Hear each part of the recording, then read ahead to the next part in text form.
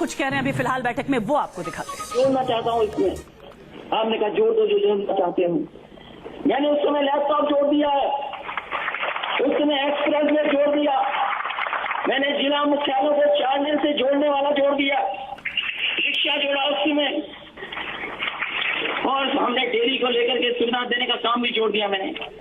और ये बताओ, ये सब काम मैंने पूरे किए करे हैं, उसको जमीन पर उतारा है।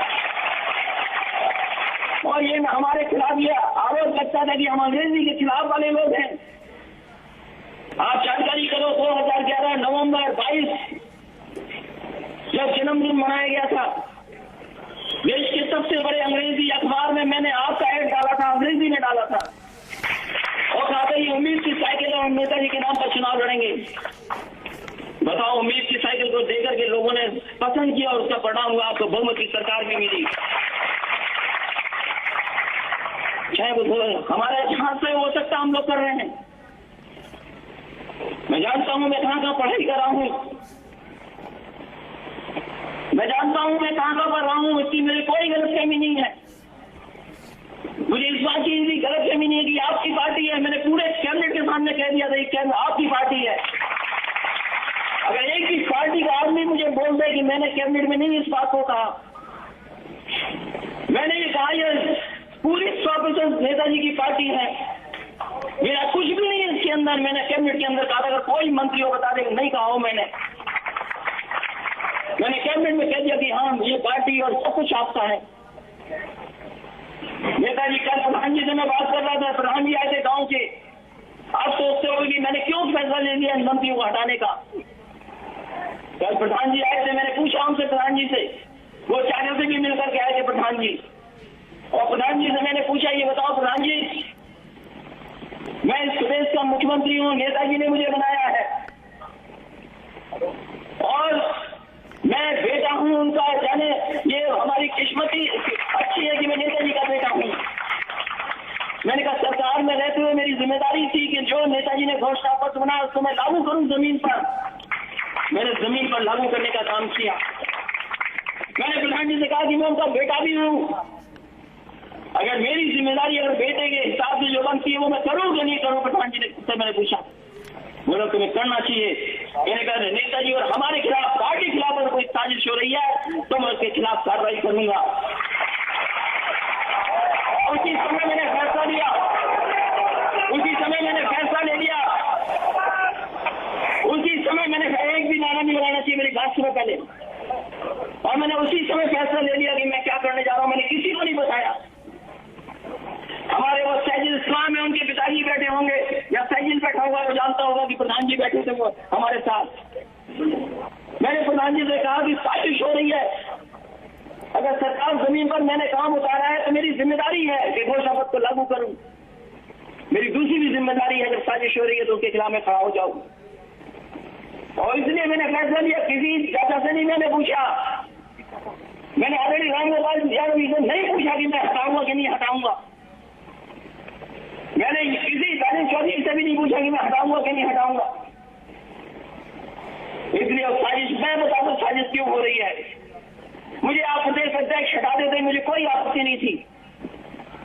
आप मुझे कहते कि इस्तीफा दे दो, मैं इस्तीफा दे देता। और उस दिन 12 तारीख के दिन नेताजी आपने मुझसे कहा कि ये प्रजापति को तुम बचाते क्यों नहीं हो। मैंने कहा नेताजी मैं बचाऊंगा। अब बोले तुम मुख्यमंत्री हो, तुम चाहो तो बचा लोगे इसको। मैंने कहा नेताजी मैं मदद करूंगा। आपने कहा कि मुख्यमंत्री चाहेगा तो ही बच जाएगा। मैंने कहा प्रजापति मेरा कहना था मानता है। फिर आपका दोबारा फोन आया मेरे पास कि ये प्रजापति को हटा दो, राजकिशोर को हटा दो और कमाल अख्तर को हटा दो। नेताजी मैंने ये गलती की, कमाल अख्तर को मैंने रोक दिया, मैंने नहीं हटाया, और राजकिशोर और प्रजापति को मैंने हटा दिया, और प्रमुख सचिव खनन को मैंने हटा दिया। उसके बाद प्रजापति भागे दिल्ली आपके पास, और आपके पास गए, आपसे कहा कि दीपक सिंघल को हटाओ, ये बहुत बेईमान है। और मुझे याद है जब रामगोपाल चाचा का जन्मदिन था, मैं लंदन जाता था अपने परिवार के साथ, और मैंने कहा नेताजी आप जिसको मुख्य सचिव बनाना चाहते हो बता दो। और मैंने कहा मैं लंदन जा रहा हूँ, मैं छुट्टी लौट के आऊंगा, तो जो बोलूंगा तो मैं कर दूंगा। मैं लौट के लो अधिकारियों से। आपने कहा दीपक सिंघल को बना दो, मैंने कहा दीपक सिंघल बन जाएगा प्रमुख मुख्य सचिव। मैं इस बात को जानता था मुख्य सचिव का हटाने का मतलब क्या होता है, और जब मैंने आपने हटाने का फैसला किया, मैंने खुद फोन करवाया दीपक सिंघल को कि जाओ दीपक सिंघल तुम हट सकते हो, अगर नेताजी से हाथ पैर जोड़ लोगे तुम्हारी बहुत छवि खराब हुई है। तो मेरे नेताजी के पास दीपक सिंघल मिलने गए थे। आपने कहा दीपक सिंघल को दोबारा पोस्ट कर दो। मैंने कहा नेताजी अभी मैंने राहुल हुक्का को बना दिया है, 10 दिन बाद में दीपक सिंघल को दोबारा बना दूंगा। बस यहीं पर नेताजी आपने बहुत कुछ कहा था उस दिन फोन पर।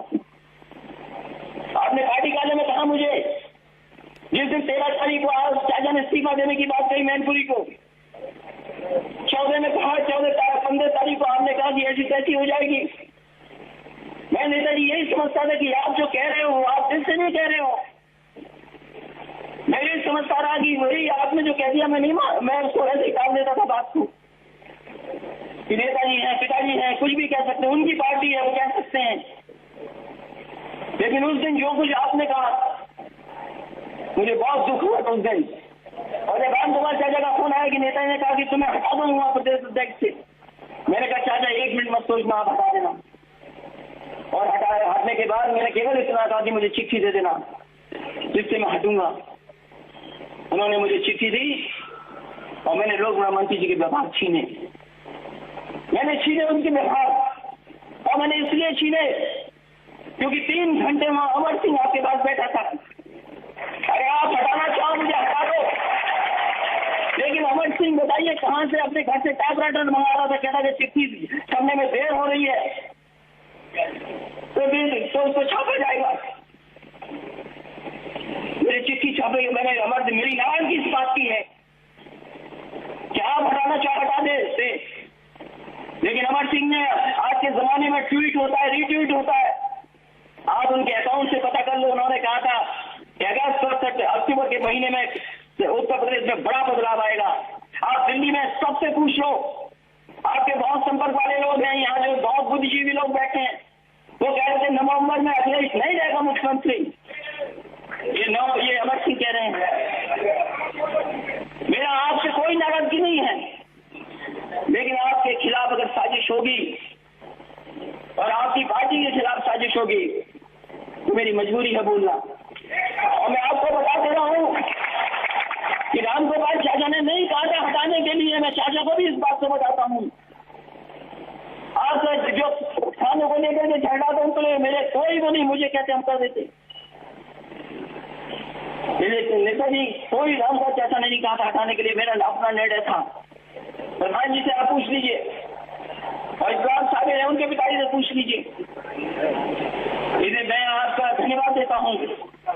हालांकि मैं बोलता बाद में, क्योंकि बहुत सारे सवाल मेरे सामने खड़े होते, क्योंकि लोग जो सुनना चाहते थे मैंने कह दिया। मैं नेताजी आपकी पार्टी को आगे बढ़ाया, मैंने इस उत्तर प्रदेश को आगे बढ़ाया है मैंने, और मेरी जिम्मेदारी बनी है उत्तर प्रदेश को बढ़ाने की आगे। इसलिए मैं उस जिम्मेदारी को लगातार निभाता रहा हूँ, क्योंकि बहुत सारे काम अभी अधूरे पड़े हैं, उन कामों को पूरा करना है। लोग मुझ पर उंगली उठाएंगे कि तुमने बड़ा दावा किया था कि देश की सबसे बड़ी रफ्तार से मेट्रो बनाओगे आप। मैंने लखनऊ की मेट्रो बना दी है और बहुत जल्दी आने वाली है। एक्सप्रेस बनने जा रहा है, वो मैं जल्दी के दिन आपको उद्घाटन करने के लिए कहा है। इसलिए मैंने कहा कि जो साजिश करेंगे सदन के खिलाफ मैं बोलूंगा। इसलिए मैं अपने नेताओं से, अपने अध्यक्षों से, अगर मैंने कोई सीमा से बाहर जाकर के बात कर रही हूँ तो मुझे माफ कर देना, क्योंकि मैं इन बातों को लेकर के रख करके अगर कोई मुझसे कोई सवाल पूछेगा उसका जवाब मैं देने को तैयार हूँ। नहीं, मुझे कैरियर मेरा अगर आपका कैरियर है, आपकी पार्टी है, तो मेरा भी कैरियर है, मैं भी बर्बाद हुआ हूँ। मैं कोई काम नहीं कर सकता दूसरा, मैं कौन सा काम करूंगा दूसरा। जिस ऊंचाई तक आपने पहुंचाया मुझे, हाथ कहते तो मैं ऊंचाई से हट जाऊं, वहां से चला जाऊं कहीं और। बहुत सारे लोग हैं, बहुत सारे लोग हैं मेरे खिलाफ क्या कहानी बोलते थे, मैं जानता हूं मेरे खिलाफ क्या कहानी बोलते थे। नेताजी आपको जो उसमें वफादार लगे, जो आपको ईमानदार लगे, मैंने कई बार कहा लोगों से कि अगर तुम नेताजी के वफादार हो, नेताजी के प्रति तुम ईमानदार हो, तो तुम्हारी जिम्मेदारी है कि नेताजी को ईमानदारी तो सच बताना होगा आपको। मैं तो पार्टी के तमाम लोगों से कहूंगा जो आपके दिल में हो, जो सच हो जमीन पर, वो नेताजी को जरूर बताना। चिट्ठी लेकर के बता देना चाहे, और चाहे उनसे मिल करके बता देना। बहुत बहुत धन्यवाद।